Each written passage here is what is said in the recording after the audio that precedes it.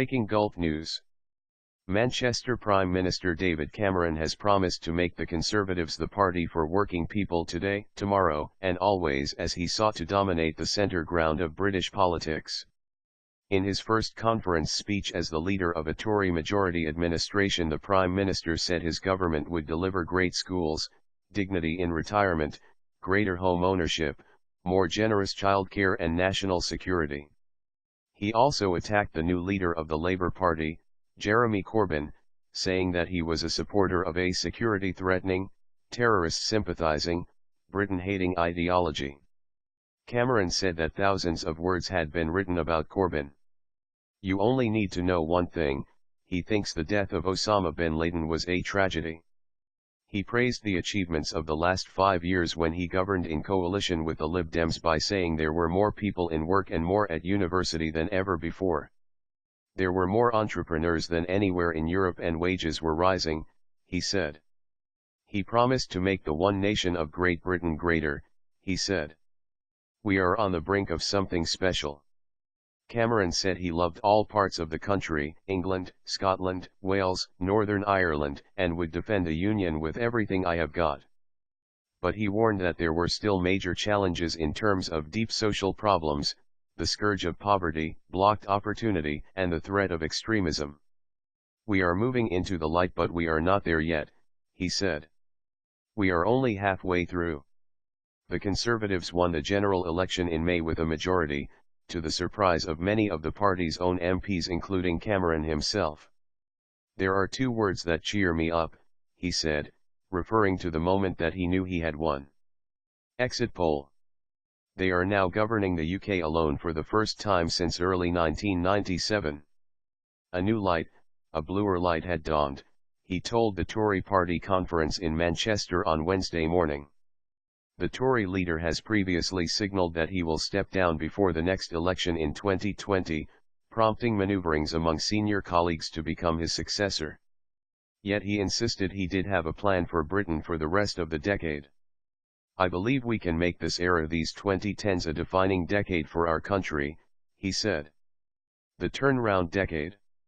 Cameron wants people to look back on the decade as the time that the tide turned, when people no longer felt the current going against them, but working with them. He used his speech to defend his approach to the European refugee crisis, saying that if Britain opened the door to every refugee, the country would be overwhelmed. "We haven't just started caring about Syrians," he said. "We have been helping them over the past 4 years, giving more in aid to that part of the world than any other country except America." That was the legacy of his promise to maintain international aid at 0.7% of national income on aid, he said. He also emphasized that the new Tory government had committed to spending 2% of GDP on defense for the coming decade. He repeated the pledge to renew the Trident independent nuclear deterrent by ordering 4 new submarines next year, in contrast to Corbyn, who supports unilateral disarmament.